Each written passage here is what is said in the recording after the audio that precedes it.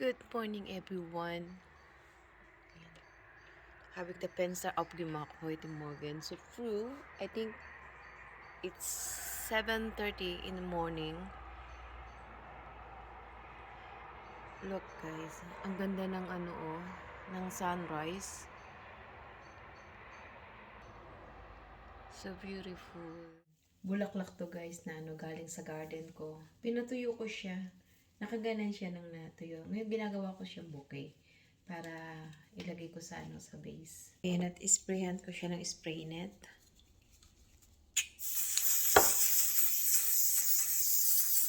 Para mag-stay yung yung kanyang blooming, yung bulaklak niya. Ayan. Ayan guys, pakita ko sa inyo yung aking ginagawa sa mga roses ko. Pinapatuyo ko siya dahil ginagawa ko siyang pang deco. First time ko itong ipakita sa vlog ko. Kasi iniipit ko yan sa book para siya mag-flat. So, iyan yung mga natirang roses sa aking, sa aking garden. So, ang ginawa ko, pinatuyo ko siya, nakabitin siya, pinatuyo. At gagawin ko siyang decoration dito sa candle. Sa pamamagitan ng blower, yung blower sa buhok. Yan. So, naplansya ko na muna siya. Pinalansya ko siya with wax pepper. At, yan, na-flat na. Then, ipo-form ko siya. Ipo-form ko siya doon sa gusto kong magiging kalalabasan ng design niya.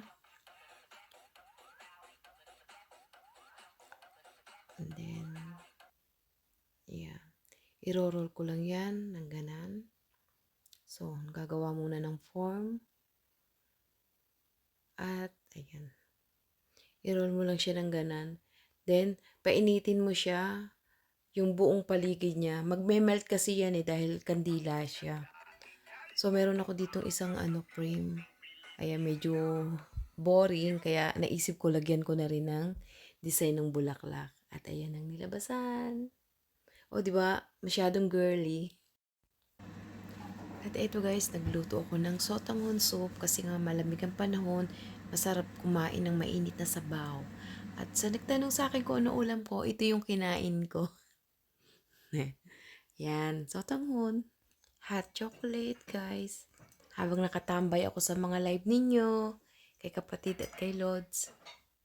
At eto, pagkain na naman ang ating gagawin. Nagpaluto ang anak ko ng ginataang bilo-bilo.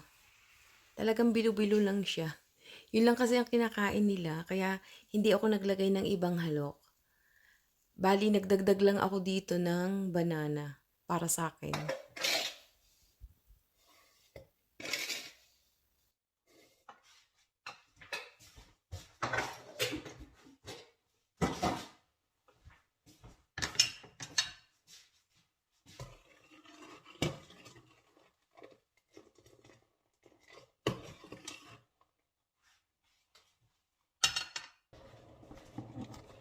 Bakit na ginataang bilo-bilo? Sigurado ako pista?